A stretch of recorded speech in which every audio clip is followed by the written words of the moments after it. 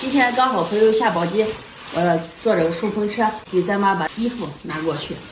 行，赶紧收拾。看这是啥？啥？我今天上午去了趟寺庙，给妈妈祈福了。刚好把这个也拿下去。你多拿点，你问爸了还要啥不？我刚才打了，爸好像陪妈做个爱要去，然后我就看着拿着，爸说了，给妈拿点裤子，拿点那个秋衣就行了。那你把这个裤子全拿着。那行。我找个袋子，把这个给妈装上。好长时间也没有看妈了，心里着急的爸不让我下去，刚好这一次趁着他们的车来回走一趟。那行，你就坐他们车去，我现在上班了也不好请假。行，你不用请了，请那么长时间了。那行，我这次坐他们车一去就行了。好。还拿啥？给把这袜子给爸拿点上。袜子必须得换，是不是？这个水果也拿着啊。穿这个鞋吧。把鞋换一下。这些方便。我走了啊。刚好我也来师部了，我就看师部去。好，我知道了。你去了晚上回来，等你好彻底了再过去，别给妈传染上。我知道了，我走了啊。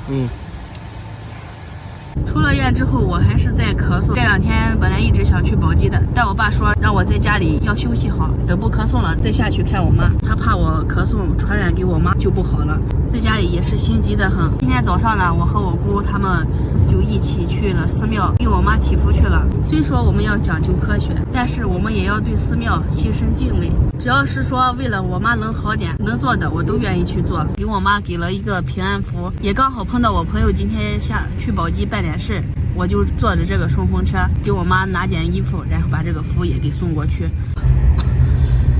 又到了，我妈住了1次院，把这里边是跑上跑下，摸得透透的了已经。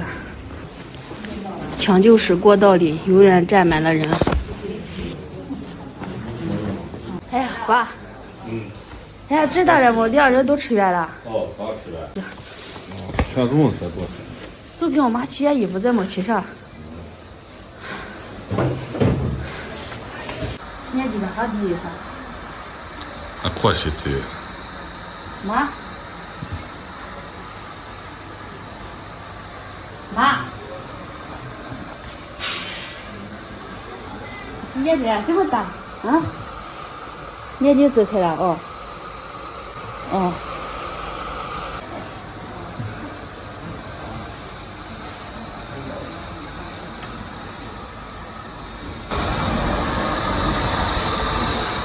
还看起瞌睡多。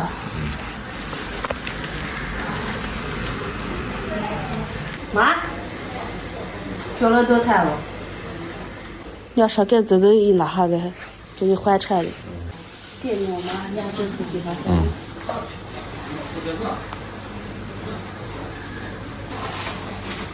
我是不是？这剩下都是我妈的衣服呀。好，把你烧出来，我爸。妈呀，妈。咋的？你看最不可的。就怕我说咋的？妈，不睡了啊？睡了咱回家嘛？屋里啥都好的，别操心啊。